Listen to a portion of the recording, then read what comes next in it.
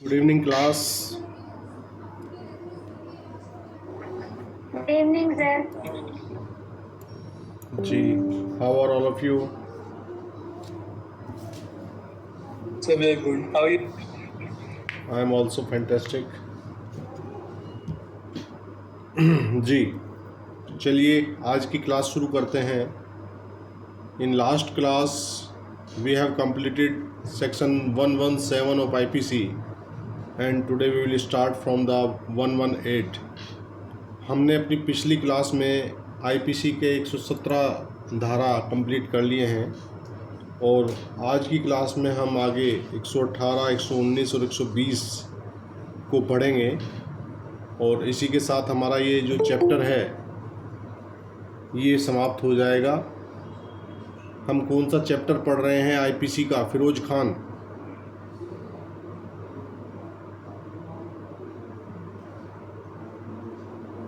IPC का हम कौन सा अध्याय पढ़ रहे हैं?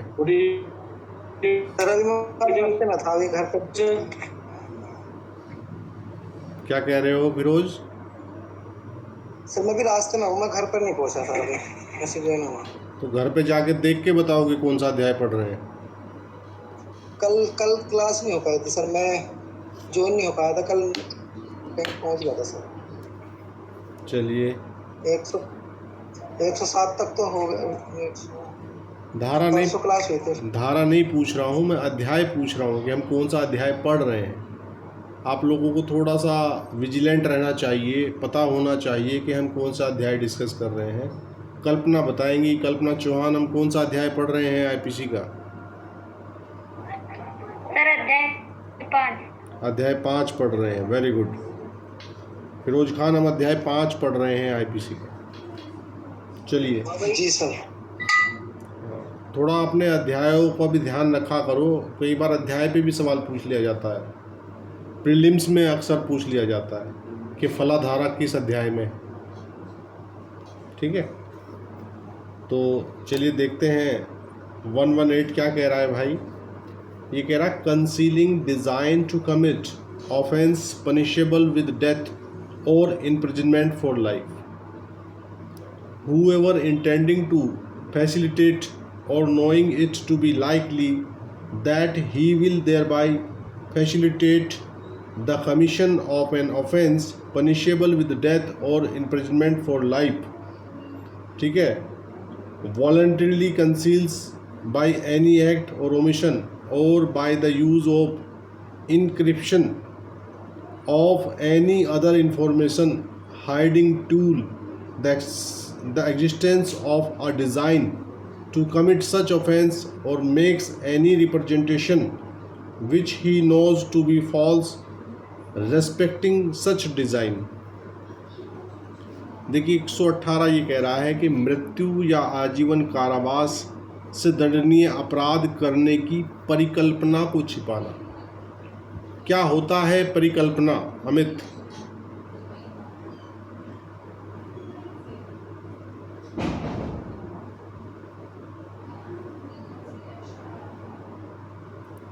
अमित, मेरी आवाज़ आ रही है आपको?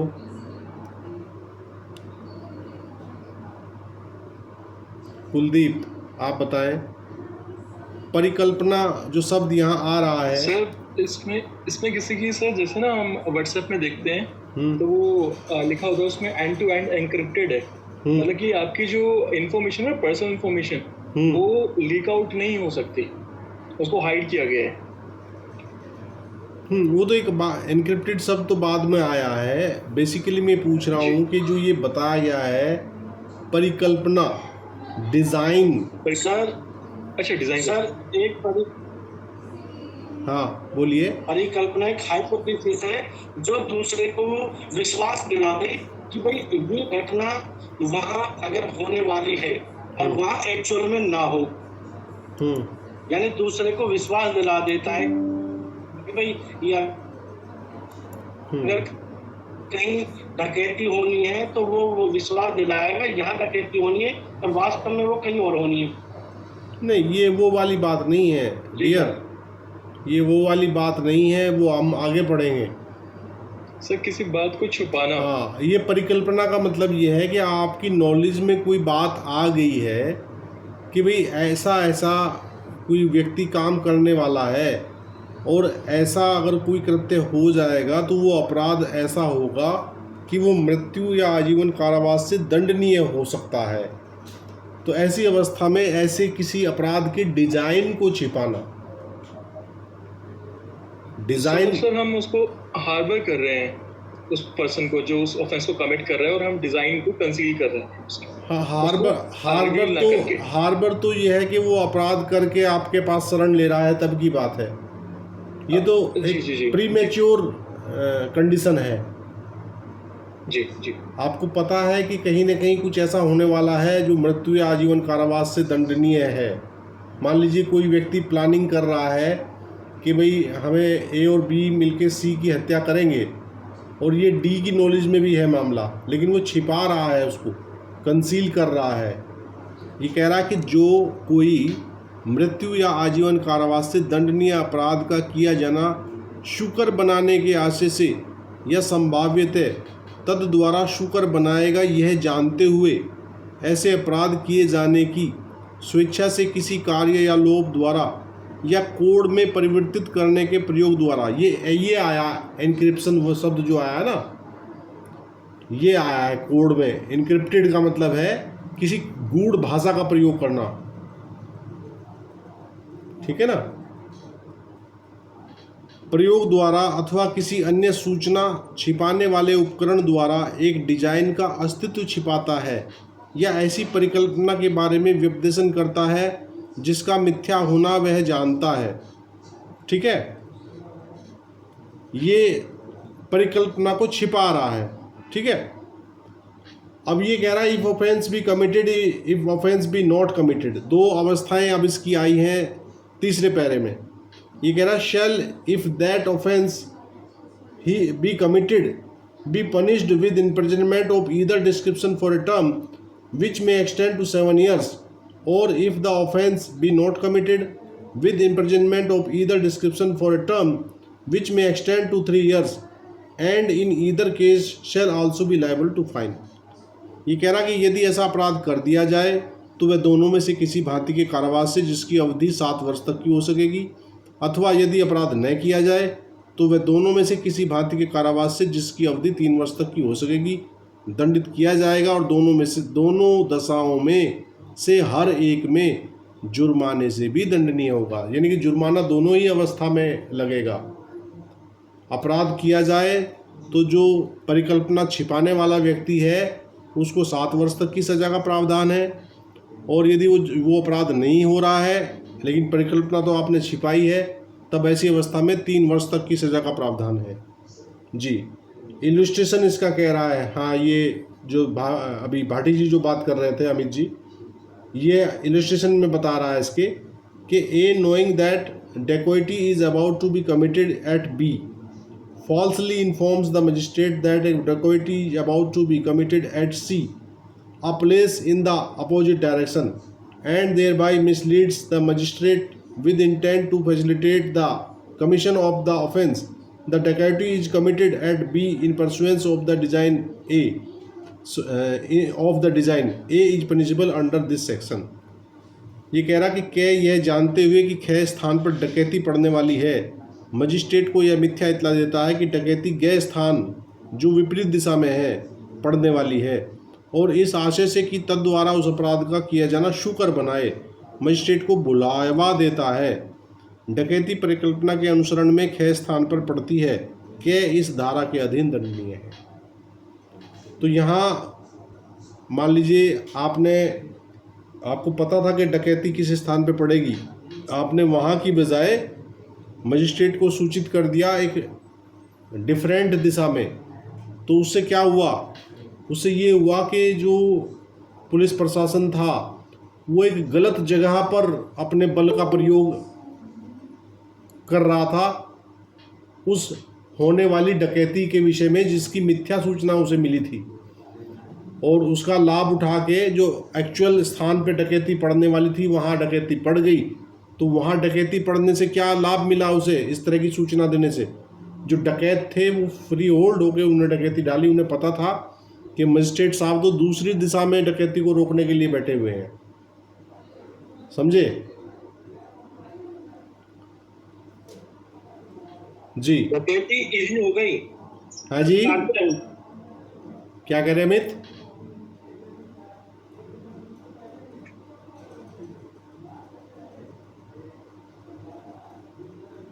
ये कह रहे थे इजी कर दिया उन्होंने हाँ उसको, हाँ, यस यस यस, शुक्र बनाना, डकैती को हाँ। इजी कर दिया, फैसिलिटेट कर शुक्र दिया, बना दिया। फैसिलिटेट, शुक्र, इजी, है ना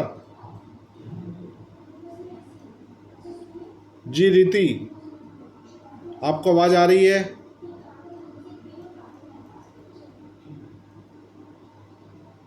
एक 118 क्लियर हो गया, आगे बढ़े भाई। सर अगर सपोज कोई पर्सन है जो अबेटर है, वो डिजाइन भी कंसील कर रहा है, तो उसको अबेटमेंट और डिजाइन कंसील करने के लिए दोनों के लिए पनिशमेंट मिल जाएगी सर? बिल्कुल, जो अबेटर भी है और डिजाइन कंसील भी कर रहा है, आपका कहने का मतलब ये है? जी जी जी जी जी। शोभित,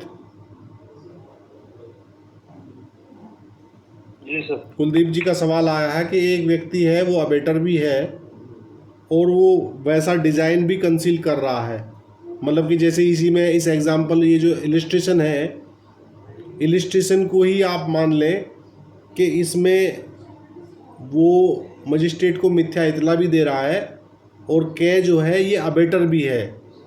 तो क्या दोनों धाराओं में दंडित किया जाएगा कै को? फिर दोनों के लिए चार्ज किया जाएगा सर, दोनों डिफरेंट ऑप्शन है, दोनों के इंग्रेडिएंट्स भी डिफरेंट है। बिल्कुल।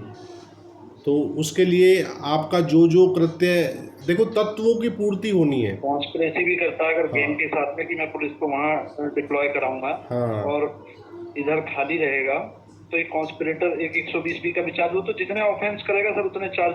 जो तत्व आपको मिलते रहेंगे उस वही अपराधों के आपके ऊपर चार्ज बनते रहेंगे। देखिए, चार्ज बनाने के लिए आपके पास मटेरियल होना चाहिए, और मटेरियल कहाँ से मिलता है? मटेरियल आपके द्वारा किए गए कृत्यों से मिलता है।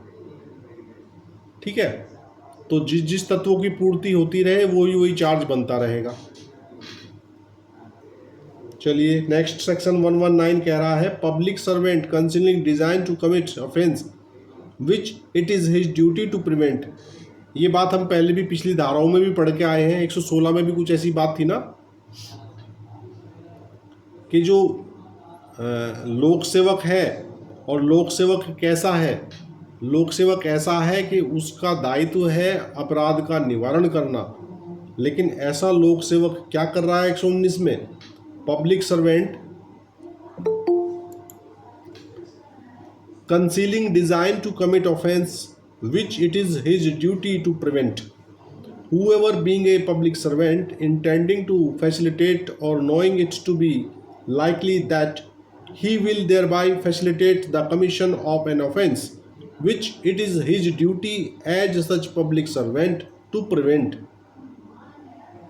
voluntarily conceals by any act or omission or by the use of encryption or any other information hiding tool the existence of a design to commit such offense, or makes any representation which he knows to be false respecting such design.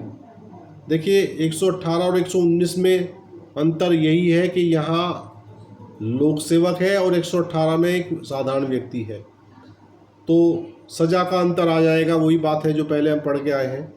If offense be committed, shall if the offense be committed be punished with imprisonment of any description, provided for the offense for a term which may extend to 1/2 of the longest term of such imprisonment, or with such fine as is provided for that offense, or with both. 119 ये कह रहा है भाई, किसी ऐसे अपराध की किए जाने की परिकल्पना का लोक सेवक द्वारा छिपाया जाना जिसका निवारण करना उसका कर्तव्य है। जो कोई लोक सेवक होते हुए उस अपराध का किया जाना जिसका निवारण करना ऐसे लोक सेवक के नाते उसका कर्तव्य है, शुकर बनाने के आशय से या संभाव्यतः तद द्वारा शुकर बनाएगा, यह जानते हुए ऐसे अपराध किए जाने की स्वेच्छा से किसी कार्य या लोभ द्वारा, कोड में परिवर्तित करने के प्रयोग द्वारा अथवा किसी अन्य सूचना छिपाने वाले उपकरण द्वारा एक डिज़ाइन का अस्तित्व छिपाता है या ऐसी परिकल्पना के बारे में व्यपदेशन करता है जिसका मिथ्या होना वह जानता है, तो यदि अपराध कर दिया जाए तो क्या स्थिति है? उसको जो लॉन्गेस्ट सज़ा है उसके हाफ तक की सज़ा दी जा सकती है। ठीक है। और यदि अपराध जो है वो पनिशेबल विद डेथ है तो क्या होगा? जो कह रहा है कि और if the offence be punishable with death और imprisonment for life with imprisonment of either description for a term which may extend to 10 years. और ये कह रहा है कि मृत्यु या आजीवन कारावास से यदि दंडनीय वैसा अपराध है, तब वैसी अवस्था में अपराध हो जाने की दशा में 10 साल तक की सज़ा का प्रावधान वैसे लोक सेवक को इसमें बताया गया है। और if offence be not committed or if the offence be not committed shall be punished with imprisonment of any description provided for the offence for a term which may extend to 1/4 part of the longest term of such imprisonment or with such fine as is provided for the offence or with both। और यदि अपराध नहीं किया जाए तो अपराध ना किया जाने की अवस्था में लॉन्गेस्ट जो उसके लिए अपराध की सज़ा है, लॉन्गेस्ट का 1/4 दिया जाएगा। किसको? लोक सेवक को, क्योंकि ये धारा 119 विशेषतः लोक सेवक के बारे में बात कर रही है। ठीक है माय डियर। इलस्ट्रेशन देख लेते हैं इसका। इलस्ट्रेशन क्या कह रहा है? An officer of police being legally bound to give information of all designs to commit robbery which may come to his knowledge and knowing that be designs to commit robbery omits to give such information with intent to facilitate the commission of that offence. Here A has by an illegal omission concealed the existence of B's design and is liable to punishment according to the provisions of this section। ये कह रहा कि क्या एक police officer है और वह लूट किए जाने से संबंधित सब परिकल्पनाओं को जो उसको ज्ञात हो जाए इतला देने के लिए वैध रूप से आबद्ध होते हुए ये जानते हुए कि खे लूट करने की परिकल्पना बना रहा है, उस अपराध के किए जाने को शुक्र बनाने के आशय से ऐसी इतला देने का लोभ करता है। ठीक है। यहाँ कै ने खे की परिकल्पना के अस्तित्व को एक अवैध लोभ द्वारा छिपाया है और वह इस धारा के उपबंध के अनुसार दंडनीय है। तो कितनी सज़ा मिलेगी भाई पुलिस ऑफिसर को? यदि लूट हो जाए तो जो लूट के लिए लॉन्गेस्ट सज़ा है उसका 1/2, और लूट ना हो तो 1/4। हाँ, ये ध्यान रखिएगा बस। सर जो ये वाला है sir, if offence be not committed, हाँ, इसमें बहुत मुश्किल हो जाएगा सर कि क्या क्या ऑफेंस हो सकता था, तो हम किसका 1/4 दें? वो डिज़ाइन जिस चीज़ के लिए डिज़ाइन हो रहा है भाई, अगर लूट के लिए डिज़ाइन की व्यवस्था हो रही है तो फिर लूट वाली सज़ा है ना? जी, अगर सर जैसे अभी ऑफेंस कमिटेड नहीं हुआ, हाँ, तो क्या पता कौन सा लूट के साथ क्या हो सकता था, तो वहाँ पे थोड़ा मुश्किल हो जाएगा 1/4 किसका। देखिए डिजाइन जिसका था, मान लीजिए रॉबरी को फैसिलिटेट करने का डिजाइन था, डेकोइटी को फैसिलिटेट करने का डिजाइन था, या मर्डर को फैसिलिटेट करने का डिजाइन था, उसके हिसाब से बस वही सारा खेल कुलदीप जी फैक्ट का ही है ना। वो फैक्ट टू फैक्ट डिफर करेगा कि केस में से क्या क्या निकल के आ रहा है ना, एविडेंस क्या आ रही है, जिस ऑफेंस को किए जाने की हेल्प हो रही। हाँ, ये सब जो है ये सब प्रैक्टिकल बेस बातें हैं।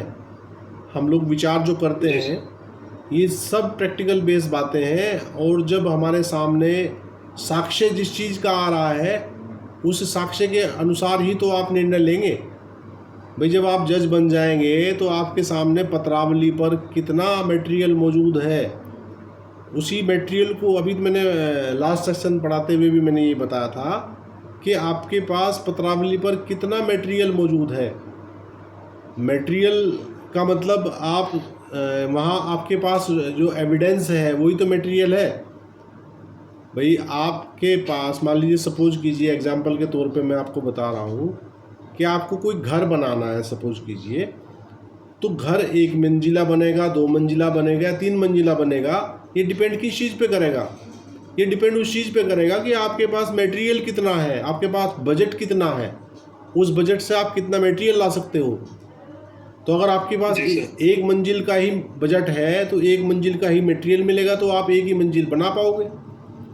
उसी प्रकार जो आपका ये फौजदारी वाला मसला है, क्रिमिनल जो जब आप क्रिमिनल प्रोसीडिंग में बैठेंगे तो आप सबसे पहले वहाँ ये चेक करेंगे कि भाई पत्रावली पर आपके पास मटेरियल किस किस चीज़ का है। वहाँ आप उस पत्रावली के अध्ययन से ही तो पता लगाएंगे कि भाई ये जो परिकल्पना हो रही थी ये किस अपराध की हो रही थी, ठीक है ना। हालांकि इस तरह की ये जो सारी चीज़ें हम पढ़ रहे हैं मोस्टली एकेडमिक हिसाब की चीज़ें रह गई हैं कुल मिला के, है ना। जी सर। हाँ, तो मतलब कि आपके सामने बीइंग ए जज जो है बहुत कम चांसेस है कि इस तरह के कोई मैटर आए, ठीक। डायरेक्टली आते हैं कि साहब मर्डर हो गया और मर्डर में ये आला कत्ल है, ये कत्ल करने वाले हैं, ये मकतूल है, था मतलब मकतूल तो था, वो तो नमस्ते होगी उसकी तो, ठीक है ना। तो इस प्रकार की स्टोरीज ज़्यादा आती हैं। मतलब कि मटेरियल, अभी एक केस हमारे एक क्लाइंट है हमारे, उनके ऊपर फॉल्स 376 का एक मैटर बनाया और वो फॉल्स मतलब कि ज़बरदस्त तरीके से फॉल्स इतना तगड़ा हुआ कि उन्होंने एक ही व्यक्ति के 3 नाम अलग अलग करके बयान लिख लिए दरोगा जी ने, ठीक है ना। मतलब बंदा एक और उसके 3 अलग अलग नाम लिख के उसी के बयान लिख रहे हैं। उसी को तो उसका मुख्य नाम मतलब जैसे कोई बंदा होता है ना, उसको 3 नाम से मान ली जानते हैं, उसको पप्पू भी कहते हैं, उसका एक असली नाम भी है, उसका एक और अन्य नाम भी है। तो उस टाइप से लिख के मतलब कि बड़ा ज़बरदस्त तरीके से एक झूठ का पुलिंदा तैयार किया। तो जो हमारा क्लाइंट है वो भी पूरा अड़ भिड़ के हाई कोर्ट तक लड़ा, उसने री इन्वेस्टिगेशन कराई, क्राइम ब्रांच में गई, CBCID में गई, तो 2 जगह से उसके फेवर में जो है उसमें FIR लगी। केवल यूपी पुलिस के जो दरोगा जी थे, उन्होंने जो सामान्य विवेचना अधिकारी थे, उन्होंने ही उनके खिलाफ चार्ज लगाने का प्रोग्राम बनाया था। बाकी 2 जगह से उनके खिलाफ कुछ नहीं मिला। वो जो सारे झूठ के पुलिंदे थे वो भी सब खुल गए अगली इन्वेस्टिगेशन में कि दरोगा जी ने जानबूझ के एक ही व्यक्ति के 3 नाम बना के इस तरह के झूठे बयान दिए हुए हैं। उनके फेवर में एफिडेविट्स भी 50 लोगों के लगे हुए हैं कि भाई ये तो घटना कोई ऐसी हुई ही नहीं, बिल्कुल फॉल्स है। तो इसके बावजूद मामला अभी सेशन कोर्ट में पेंडिंग है और सेशन कोर्ट में अभी चार्ज वाली कंडीशन है। तो चार्ज लगाने के लिए कोर्ट के पास कोई मटेरियल है नहीं। पिछले 2 साल से बंदा इसीलिए धक्के खा रहा है कि उसको या तो डिस्चार्ज करे कोर्ट या उस पर चार्ज बनाए। अब कोर्ट की हालत ये है कि चार्ज बनाने का मटेरियल नहीं है और डिस्चार्ज करने की हिम्मत नहीं है। ये हालात हैं। जी सर। वो सर आप पुलिस के अगेंस्ट में सर 340 लगा सकते हैं सर, 340 या फिर क्रिएटिंग फॉल्स एविडेंस। हाँ, वो 192-93 में जो है वो तो न्यायालय के समक्ष आके है ना। 340 तो बयान, झूठा बयान देना जी है ना सर। वो डॉक्यूमेंट्री फॉल्स प्रोवाइड कर रहे हैं कोर्ट को। हाँ, जैसे इस हिसाब से वो पहले इसका बेचारे का पीछा तो छूट जाए। 340 उसमें अप्लाई नहीं। 340 न्यायालय के समक्ष आके अगर मिथ्या बयान कोई देता है तभी तो लगता है 340। क्यों शोभित? जी, जो फैब्रिकेशन कोर्ट के सामने होगा, हाँ, कोर्ट प्रोसीडिंग के दौरान होगा, कोर्ट के डॉक्यूमेंट्स में होगा। हाँ, कोर्ट के बाहर कोई डॉक्यूमेंट फैब्रिकेट बना के लाया है, फैब्रिकेट करके कोई बना के लाया है, या उसमें कोई वो मिसलीड करने की कोशिश कर रहा है या कुछ और उसने किया है, तो वो कोर्ट के बाहर हुआ। जो एक्ट कोर्ट के बाहर हुआ वो 340 में कवर नहीं होता। कोर्ट के सामने कोर्ट प्रोसीडिंग जो हुआ है वो 340 में। 192, 193 जो पढ़ेंगे हम, मिथ्या साक्ष्य गढ़ना और देना, वो वहाँ कवर हो सकता है, मिथ्या साक्ष्य गढ़ा जा रहा है उसके खिलाफ, है ना? बट सर फिर उस टाइम तक मतलब जब अगर आप इतना वेट करेंगे तो फिर तो सर जो टाइम पीरियड होता है, अब जैसे पुलिस वालों के अगेंस्ट में यहाँ पे दिल्ली में एक सेक्शन है, उसमें लिमिटेशन होती है कि 1 महीने के अंदर आप उसको पहले एक नोटिस देंगे, देन फिर आप सिर्फ 1 साल तक उसके अगेंस्ट जा सकते हैं जब उसने ऑफेंस कमिट किया उसके बाद, अदरवाइज फिर आप जा ही नहीं सकते उसके अगेंस्ट में। तो फिर सर वहाँ पे आपका लिमिटेशन की प्रॉब्लम हो जाएगी अगर आप बाद में जाते हो उसके अगेंस्ट। इसके लिए एक अलग से एक्ट होता है ना, दिल्ली पुलिस एस्टेब्लिशमेंट एक्ट, हाँ उसमें दिया होगा ना ये प्रोविजन कुलदीप जी जो आप बता। हाँ उसमें दिया हुआ है, 140 सेक्शन है, तो उसमें लेकिन लिमिटेशन भी दे रखी है, ऐसी हर एक स्टेट में लिमिटेशन भी होती है, अगर वो लिमिटेशन क्रॉस हो गई और आप वेट करते रहे तो फिर आप कुछ भी नहीं कर सकते पुलिस वाले के अगेंस्ट। नहीं, वो लिमिटेशन मतलब वो किसी भी ऑफेंस के लिए भले ही वो हीनियस हो। अब ये दिक्कत आ जाती है आगे कि वो कह देते हैं कि अब इसमें ना कलर ऑफ ड्यूटी की दिक्कत आ जाती है कि हमने कलर ऑफ ड्यूटी में करा या नहीं करा, उसको प्रूव करते करते ही आप परेशान हो जाओगे, क्योंकि जजमेंट्स भी ऐसी हैं, वो कह रही हैं कि आपने अगर से सपोज किसी को मारा तो जजमेंट कहती है कई बार कि ये कलर ऑफ ड्यूटी में नहीं आता, और दूसरी जगह प्रोविजंस को ना कुलदीप जी होता क्या है, इस तरह के प्रोविजंस को थोड़ा सा टफ और थोड़ा वेज इसलिए बना देता है जो लेजिस्लेशन है हमारा, so that they can exercise their power freely. Otherwise तो सब लोग पुलिस को ही रोज फंसा के खड़े रहेंगे, या पुलिस जो है वो निष्पक्षता के साथ या मतलब निडर होके काम नहीं कर पाएगी, वो यही डरते रहेंगे कोई हमें ना फंसा दे। मतलब एक प्रेशर बना रहेगा, थोड़ा इसका मिसयूज है, एक प्रेशर उन पे बना रहेगा, है ना? जी सर एक क्वेश्चन और था सर। जी बताइए। जैसे सीआरपीसी में वो प्रोसीजर लॉ है, लेकिन कई जगह वो सब्सटेंशियल लॉ की तरह भी काम करता है, तो उसमें एक है सर 133 सीआरपीसी कंडीशनल ऑर्डर देना होता है एसडीएम को। तो अब मेरा एक केस था, मैंने उसमें जब मैजिस्ट्रेट को बोला कि 133 सीआरपीसी में उसको नोटिस प्रोवाइड करना था, तब जाके फिर वो एक शोकॉज नोटिस भी देता और कई चीजें थी फर्दर सेक्शंस में, तो उन्होंने आउटराइटली मना ही कर दिया, कहते हैं कि ये कोर्ट इस चीज को सुन ही नहीं सकती। क्यों? सर कहते हैं कि ना ये एग्जीक्यूटिव वाली बात है, एग्जीक्यूटिव का सेक्शन है, हाँ, ये तो जुडिशरी का सेक्शन है ही नहीं। वो तो एसडीएम के यहाँ चलेगा ना, 133 145। जी सर, लेकिन वो एसडीएम ही अगर किसी चीज को कर रहा है और वो गलत तरीके से कर रहा है तो वो एसडीएम के अगेंस्ट दे रखे हैं 133 सीआरपीसी के जो सेक्शन है सर, उसके फर्दर भी जो सेक्शन है, बट उन्होंने कहा कि ये कोर्ट में सुनाई नहीं जा सकता। अच्छा, चलिए देख लूँगा मैं क्या आप कहना चाह रहे हैं। क्यों Shobhit, do you have any knowledge about this? जी सर 133 का जो डिस्कस कर रहे हैं कुलदीप जी, 133 सीआरपीसी का डिस्कस कर रहे हैं, है ना? नहीं, उनका ये क्वेश्चन है ना सर कि ये सब्सटेंशियल लॉ की तरह काम करता है, क्योंकि वो उसमें मतलब प्रोसीजरल लॉ है।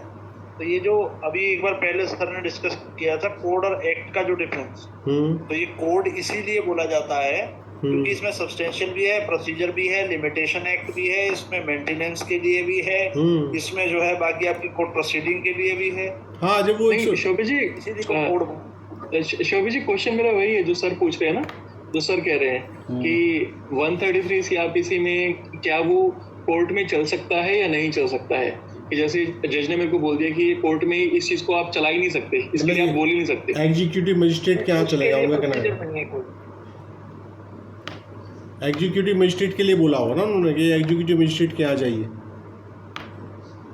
जी सर, बट वो खुद ही इतना बड़ा होता है एसडीएम, तो आप देखो उसे सबऑर्डिनेट अथॉरिटी के पास अगर हम जा रहे हैं जी, होता है कि आप लीजिए कंज्यूमर फोरम में, हालांकि फोरम होता है वो कोर्ट, तो उसको प्रॉपर कोर्ट तो बोल नहीं सकते हैं। कंज्यूमर फोरम में कोई आपके अगेंस्ट डिसीजन हुआ तो आप उसको कंसर्न जो अथॉरिटी है, उसकी हायर अथॉरिटी जिसका वो सबऑर्डिनेट है, केवल वही चैलेंज कर सकते हैं। जैसे कि हमारे नोएडा के कंज्यूमर फोरम पे अगर कोई डिसीजन आ जाता है तो that can only B challenged in Lucknow state. उसको हम अब सोचते हैं कि नॉर्मल उसका हम रिवीजन या कुछ फाइल कर लेंगे मजिस्ट्रेट के यहाँ, नहीं हो सकता अपने यहाँ पे, यहाँ डिस्ट्रिक्ट कोर्ट वगैरह से यहाँ से कुछ उसका सॉल्यूशन है ना, हाई कोर्ट को जुडिक्शन होता है उसमें। अब लेकिन आप देखेंगे ना तो उसमें डीएम एसडीएम दोनों को ही अगर वो कभी भी आ रहे हैं न्यूसेंस को हटाने आ रहे हैं तो भी उनको कंडीशनल ऑर्डर प्रोवाइड करना पड़ेगा। अब डीएम से ऊपर अथॉरिटी एग्जीक्यूटिव मजिस्ट्रेट में तो कोई होगी ही नहीं, ना, हम ना। डीएम की कंप्लेन कहाँ पर करेंगे फिर? उसके लिए तो कमिश्नर के यहाँ जाओ ना, अगर वो वहाँ से आप एग्रीड है ऐसा तो। होता है जैसे आजकल कमिश्नरेट बना दिया जाता है, तो कमिश्नरेट जहाँ जहाँ बन गए हैं यूपी में, हमारे यहाँ पे जैसे कमिश्नरेट बन गया नोएडा में, तो यहाँ एक आईपीएस को बिठा दिया जाता है, उसी को एग्जीक्यूटिव मजिस्ट्रेट की पावर दे दी जाती है। शोभित जी, मैं आपको यहाँ थोड़ा सा करेक्ट करना चाहूँगा कि अब ये जो कंज्यूमर फोरम शब्द नहीं रहा, ये कंज्यूमर कमीशन हो गया है, डिस्ट्रिक्ट वाला भी। जी जी सर, कब से हुआ था? अभी इसका नया एक्ट आया था, आप देख लीजिएगा, अमेंडमेंट हो गया है इसमें। तो डिस्ट्रिक्ट लेवल पर भी ये फोरम नहीं रही है, डिस्ट्रिक्ट लेवल पर भी ये कमीशन हो गई है। डिस्ट्रिक्ट जो फोरम शब्द, फोरम के शब्द पे कमीशन पड़े हैं हैं क्या? थैंक यू सर, मतलब मुझे भी थोड़ा सा नॉलेज। हाँ, ये अभी हाँ नया आप उसको चेक कर लीजिए। प्रिंट भी नहीं किया है कभी हैं, तो फोरम ही लिखे घूम रहे हैं। मैंने अभी तक लास्ट में जब गया था तब फोरम ही लिखा हुआ था, उन्होंने भी करेक्ट भी नहीं किया है। नहीं, वो नया इसमें अमेंडमेंट आ गया है, मतलब कि तो उसको अब जो पहले जो स्टेट पे कमीशन था और नेशनल कमीशन था, है ना, और डिस्ट्रिक्ट वाले को फोरम बोलते थे हम। तो अब डिस्ट्रिक्ट वाला भी जो है ना, वो डिस्ट्रिक्ट कंज्यूमर रेडिशल फोरम के स्थान पे रेडिशल कमीशन हो गया है जी। सर आप ना प्लीज एक बार उसको देख लीजिएगा, क्योंकि सेशन कोर्ट में मैंने जो जजमेंट पढ़ी थी तो उन्होंने उसको एंटरटेन कर रखा है सर, अच्छे से कर रखा है, उस पर जजमेंट भी दे रखी है, बट क्योंकि वो कोर्ट ऑफ रिकॉर्ड नहीं होती है इसलिए मैं उसकी जजमेंट दे नहीं सकता हूँ। सही बात है, वो तो आप नहीं जी रेफर कर सकते। चलिए देखेंगे उसको, आपका वाला जो मामला है। चलिए देखते हैं सेक्शन 120 क्या कह रहा है। 120 बात कर रहा है concealing design to commit offence punishable with imprisonment, whoever intending to facilitate or knowing it to be likely that he will thereby facilitate the commission of an offence punishable with imprisonment voluntarily conceals by any act or illegal omission the existence of a design to commit such offence or makes any representation which he knows to be false respecting such design, if offence be committed, if offence be not committed। ये कह रहा है कि shall if the offence be committed be punished with imprisonment of the description provided for the offence for a term which may extend to 1/4, and if offence be not committed to 1/8 of the longest term of such imprisonment, or with such fine as is provided for this offence, or with both। 120 बात कर रहा है कि कारावास से दंडनीय अपराध करने की परिकल्पना को छिपाना। तो जो कोई उस अपराध का किया जाना जो कारावास से दंडनीय है, शुकर बनाने के आशय से या संभाव्यतः तद द्वारा शुकर बनाएगा, वह जानते हुए ऐसे अपराध के किए जाने की परिकल्पना के अस्तित्व को किसी कार्य या अवैध लोभ द्वारा स्वेच्छा छिपाएगा, या ऐसी परिकल्पना के बारे में ऐसा व्यपदर्शन करेगा जिसका मिथ्या होना वह जानता है।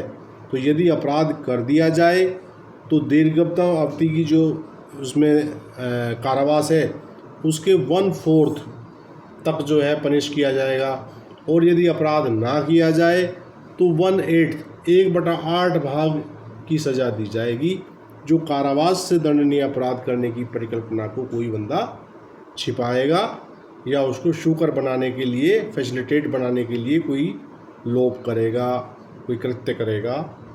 ये 120 कह रहा है भैया। तो आपका चैप्टर नंबर 5 यहाँ क्लोज हो जाता है। यहाँ पे सर इलीगल ओमिशन वर्ड आया है। हाँ, तो आप सपोज अगर मैं लीगली बाउंड नहीं हूँ कुछ भी बताने के लिए, तो और मेरे से कुछ पूछा जा रहा है तो मैं वहाँ पे चुप हूँ, तो सर क्या वो इलीगल ओमिशन हो जाएगा, अमाउंट हो जाएगा सर इलीगल ओमिशन? देखिए ये हम लोग जब CRPC की कोई धारा है, शोभित कौन सी धारा है जिसमें एक आम व्यक्ति को भी जो है बाउंड किया गया है कि वो पुलिस प्रशासन का सहयोग करेगा, तो he is bound to do. Repeat कर दें सर प्लीज, क्वेश्चन रिपीट करिए, क्या पूछना है? मैं आवाज़ आपकी ब्रेक हो गई। मैं ये पूछ रहा हूँ कि CRPC की एक धारा है जहाँ प्रत्येक नागरिक से ये अपेक्षा की जाती है वो बाउंड है पुलिस को हेल्प करने के लिए।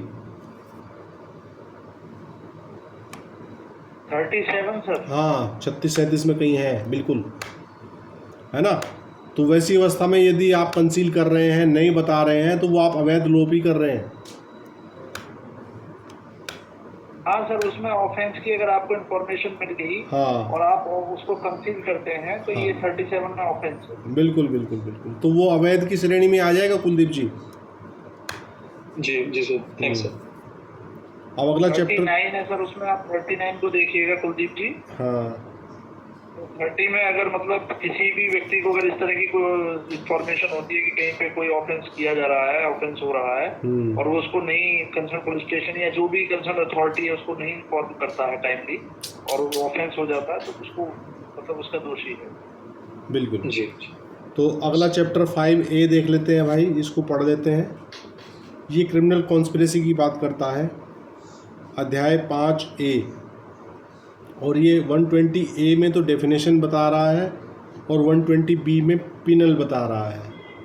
तो डेफिनेशन ऑफ क्रिमिनल कॉन्स्पिरेसी को बता रहा है कि when two or more persons agree to do or cause to be done, number 1 an illegal act, or number 2 an act which is not illegal by illegal means such an agreement is designated a criminal conspiracy. देखिए 120A ये कह रहा है कि जबकि दो या अधिक व्यक्ति, यानी कि क्रिमिनल कॉन्स्पिरेसी के लिए कम से कम 2 व्यक्तियों की आवश्यकता पड़ेगी। अकेला व्यक्ति क्रिमिनल कॉन्स्पिरेसी नहीं कर सकता। मिनिमम 2 नीडेड, है ना, पहली लाइन से क्लियर हो रहा है। जबकि 2 या अधिक व्यक्ति, तो मिनिमम 2 और मैक्सिमम की कोई लिमिट नहीं है। नंबर 1 कह रहा है कि कोई अवैध कार्य है, तो अवैध कार्य इलीगल एक्ट के बारे में कोई प्लानिंग कर रहे हैं, या फिर कह रहा है कि कोई ऐसा कार्य जो अवैध नहीं है, मतलब कार्य तो वैध है लेकिन उसको कैसा किया जा रहा, अवैध साधनों द्वारा करने या करवाने को सहमत होते हैं, तब ऐसी सहमति आपराधिक षड्यंत्र कहलाती है। कहाँ समझे भैया? इसका प्रोविजो भी है, provided that no agreement except an agreement to commit an offence shall amount to a criminal conspiracy unless some act besides the agreement is done by one or more parties to such agreement in pursuance thereof।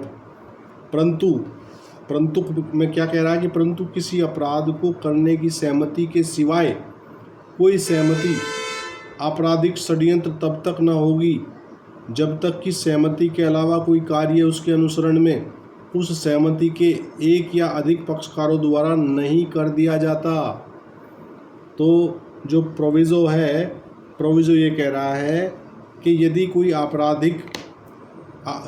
अपराध करने के लिए सहमति बनती है तो वहाँ तो सहमति बनते ही आपराधिक षड्यंत्र हो गया, और उसके अलावा अगर कोई अवैध कार्य की सहमति बन रही है तो ये आपराधिक षड्यंत्र तब माना जाएगा जब उसके अनुसरण में सहमति के अलावा उस टीम के जो पक्षकार हैं उनके कम से कम किसी पक्षकार द्वारा कोई स्टेप ना ले लिया गया हो उस दिशा में। कहाँ समझे कुलदीप जी? कल्पना चौहान, प्रोविजो समझ आया 120A का? सर रिपीट कर दीजिए प्रोविजन। हाँ, जो प्रोविज़ो है, प्रोविज़ो ये कहना चाह रहा है कि देखिए यहाँ अवैध कार्य शब्द का प्रयोग हो रहा है परिभाषा में, ठीक है, और अवैध कार्य मैं दोबारा शुरू से समझा रहा हूँ। ये कह रहा है जबकि 2 या अधिक व्यक्ति, नंबर 1 कोई अवैध कार्य, अथवा नंबर 2 कोई ऐसा कार्य जो अवैध तो नहीं है किंतु वो अवैध साधनों द्वारा करने या करवाने को सहमत होते हैं, तब ऐसी सहमति आपराधिक षड्यंत्र कहलाती है। ठीक है भाई? सर इसको प्लीज रिपीट कर दीजिएगा sir. Which is not illegal by illegal means, ये समझ नहीं आ रहा सर। मतलब कार्य तो आपका वैध है लेकिन साधन अवैध हैं।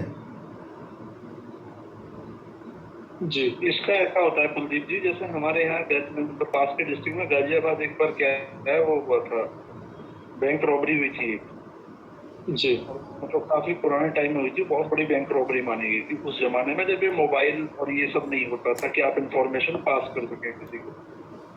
तो उसमें एक आदमी का केवल यही रोल था कि जब ये कैश वैन आएगी तो मैं छत पे चढ़ के वहां पे, और एक चादर होती थी उसके पास में, तो अपनी चादर को मैं घुमाऊंगा तो वो मेरा इशारा हुआ। तो चादर घुमाना is not an illegal act, लेकिन वो इलीगल मीन्स के लिए किया जा रहा था, तो उसको 120 में लपेटा था। उसके ऊपर तो यही वर्ड के द्वारा उसमें 120 भी अप्लाई हुआ। नहीं, ऑलराइट। तो जो पहले वाले में तो सर इलीगल एक्ट हो गया, और सेकंड में जो चीजें ऐसे कवर होनी थी तो सर वो सेकंड में कवर कर रहे हैं वो। देखिए सेकंड वाला कह रहा है कि ऐसा कोई कार्य है जो कार्य तो अवैध नहीं है, लेकिन वो अवैध साधनों द्वारा प्राप्ति की जा रही है उसकी। जी सर। देखिए आपका साधन भी वैध होना चाहिए और साध्य भी वैध होना चाहिए, समझे? तो यहाँ सहमति अगर बनती है तो वैसी सहमति आपराधिक षड्यंत्र कहलाती है। लेकिन इसका प्रोविज़ो आपको समझा रहा है कि यदि ऐसी सहमति किसी अपराध को करने के लिए है तो अपराध के लिए जब आप सहमत हुए कि भाई हम ऐसा ऐसा करके अपराध करेंगे, तो वहाँ आपकी सहमति होते ही आपका जो वो षड्यंत्र है वो आपराधिक षड्यंत्र बन गया, सहमति मात्र से ही। और ये कह रहा है कि सिवाय कोई सहमति, परंतु किसी अपराध को करने की सहमति के सिवाय कोई सहमति आपराधिक षड्यंत्र तब तक न होगी जब तक कि सहमति के अलावा कोई कार्य उसके अनुसरण में उस सहमति के एक या अधिक पक्षकारों द्वारा नहीं कर लिया जाता। तो यानी कि अपराध के लिए यदि आप कॉन्स्पिरेट कर रहे हो, अपराध के लिए अगर किसी से सहमति कर रहे हो, दो लोग अपराध करने की सम्मति कर रहे हैं, तो वो जैसे ही सहमत होते हैं वो षड्यंत्र आपराधिक षड्यंत्र हो गया। एक चीज़ है कि आप किसी इल्लीगल कार्य के लिए कोई सहमति कर रहे हैं, वो अपराध। देखिए हमने पीछे पढ़ा है अपराध क्या है, अवैध क्या है। अवैध जो है एक बड़ा फेनोमिना है और उसके अंदर अपराध एक छोटा गोला है। देखिए अपराध भी अवैध होता है, निश्चित सी बात है, लेकिन कुछ कार्य ऐसे भी तो अवैध होते हैं कि जो अवैध हैं लेकिन अपराध नहीं है। आपका सिविल सूट किसी के ऊपर करने का राइट अगर उत्पन्न हो रहा है तो सामने वाले का कृत्य कुछ इल्लीगल होगा, तभी तो सिविल सूट में जाओगे आप। पीछे पढ़ा है ना हमने अवैध शब्द, कहाँ पढ़ा है, कौन सी धारा में पढ़ा है? 40 सर। 40 में तो अपराध पढ़ा है हमने कुलदीप जी सर। ऑफेंस हाँ। 43 कल्पना बता रही हैं। 43 एक बार 43 को पढ़ लो तब आपको ये अच्छे से समझ आएगा।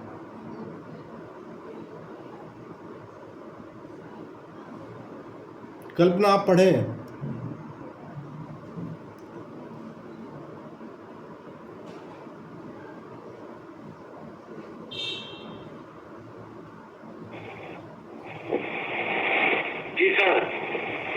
जी पढ़िए। अवैध करने के लिए वैध रूप से आबद्ध।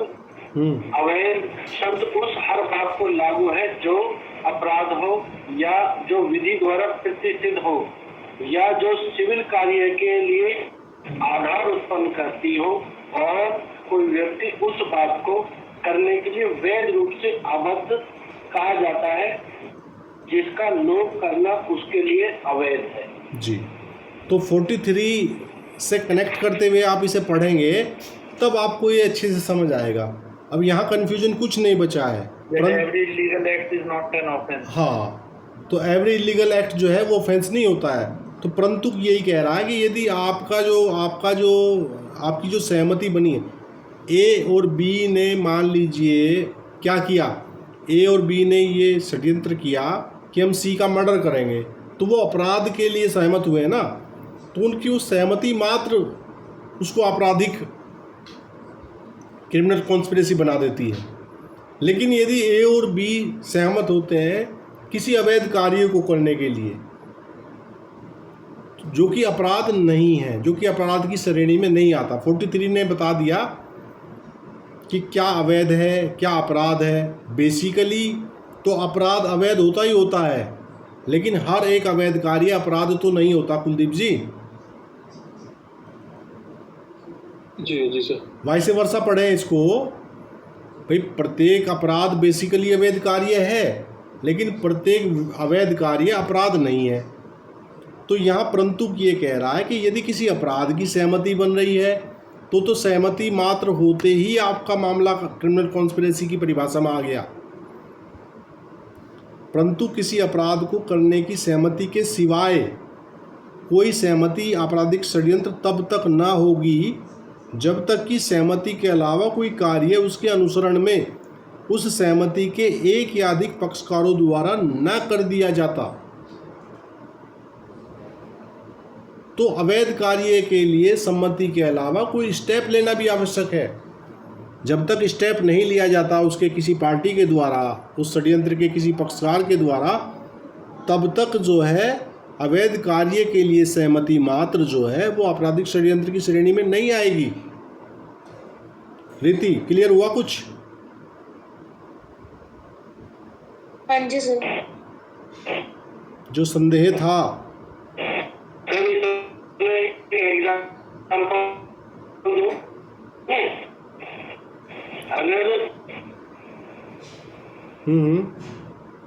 कुछ कहना चाह रहे हैं अमित? भैया एक एग्जांपल, अमित आपकी लोग हैं जो किसी मॉल में शॉपिंग करने जाते हैं और वहाँ शॉपिंग करने के दौरान ही उनमें से एक दूसरे कहता है कि भाई ये your voice is breaking। आपकी आवाज अमित नहीं आ पा रही है इस साइड। आ रही है मेरी कुछ क्लियर? थोड़ा लेट आ रही है आवाज, कट के आ रही है। लोग अगर वो शॉपिंग करने जाते हैं वहाँ जा करके अगर वो किसी, वहाँ तक तो उनका कोई इलीगल एक्ट था नहीं, लेकिन अगर वो कोई चीज एक उठा करके किसी के उसमें डाल लेते हैं तो उसको हम चुरा लेते हैं, तो वहाँ जैसे ही उन्होंने वो एक्शन किया,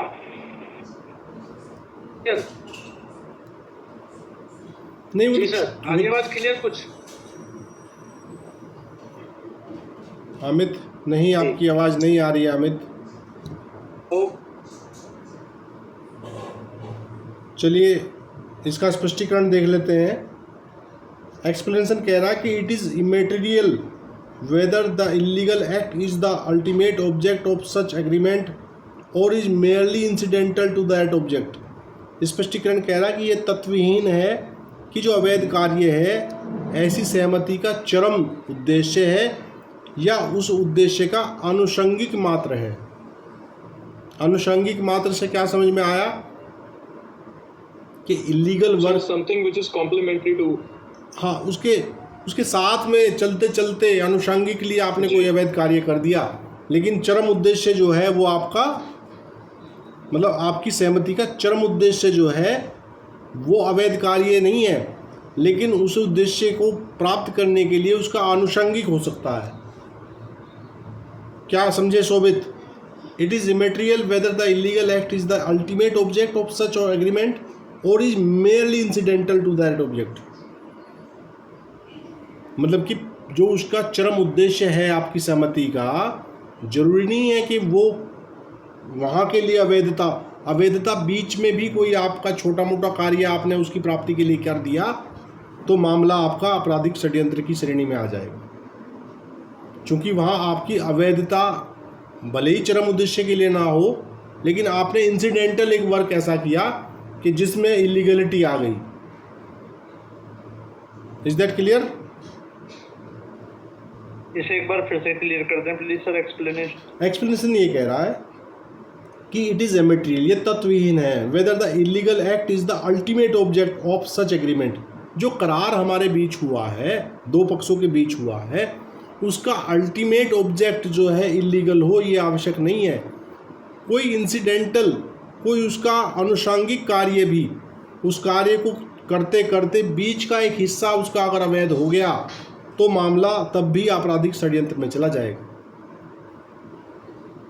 ठीक है सर, ठीक है ना। एक आनुषंगिक पार्ट, भाई किसी कार्य को करने के कई सारे स्टेप हो सकते हैं ना, तो बीच में अगर आपका एक स्टेप भी इलीगल पड़ गया आपका चरम उद्देश्य भले ही सही हो, हुआ है दो लोगों है ना? के बीच में, दो से ज्यादा लोगों के बीच में, और उसमें जो मेन ऑब्जेक्ट था दैट वाज नॉट इलीगल, बिल्कुल बिल्कुल। बट अचीव करने के लिए उस मेन टारगेट को जो इन द मीन टाइम हमने कुछ काम किए, हाँ। उसमें से समथिंग वाज इलीगल, बिल्कुल बिल्कुल तो वो पूरा हमारा जो है उसमें मतलब इलीगल माना जाएगा, उसको माना जाएगा क्रिमिनल कॉन्स्पिरेसी। बिल्कुल बिल्कुल। आपने उसमें जहाँ कुछ ना कुछ इलीगलिटी ले आए आप भाई, आप तो इलीगल एक्ट वाली कंडीशन को फुलफिल करेगा। आप अपने मित्र की शादी कराना चाहते हैं और दुल्हन को आप उसके घर से अवैध कट्टे का इस्तेमाल करके उठा लाए। शादी वैध है, दोनों बालिग हैं, शादी कर सकते हैं, लेकिन बीच में आपने उसके बाप को डराया धमकाया, उसे कट्टा दिखाया और उठा लाया उसे घर से उसके, तो आपका वो जो कट्टे वाला एक्ट है काम सारे के सारे पे पानी फेर देगा नहीं? जी जी जी। भले ही आप कह रहे हो कि चरम उद्देश्य तो हमारा वैध था, दो किसी की भी एक तमंचा भी चाहिएगा लोगों को उठने के लिए, तो एक तमंचे का जो अरेंजमेंट है, हाँ, वो सबको क्रिमिनल कॉन्स्पिरेसी में ले लेगा। जैसे बाकी अहमद के मर्डर में वो पिस्टल कहाँ से आई है, वो पिस्टल ही सबको लपेट रही है। बस बस बस। जैसे आजकल आप देख रहे होंगे कि तमंचे पे डिस्को कोई फेसबुक पे डाल रहा है तो पुलिस उठा ले रही है उसको, बेटे आ जा, तमंचे पे डिस्को करवाते हैं तुझे।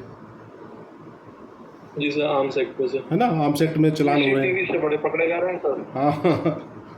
चलिए आज की क्लास को यहीं विराम देते हैं, बाकी कल देखेंगे। भरत सर को मैं देखता हूँ अब तक क्यों नहीं आए वो, है ना।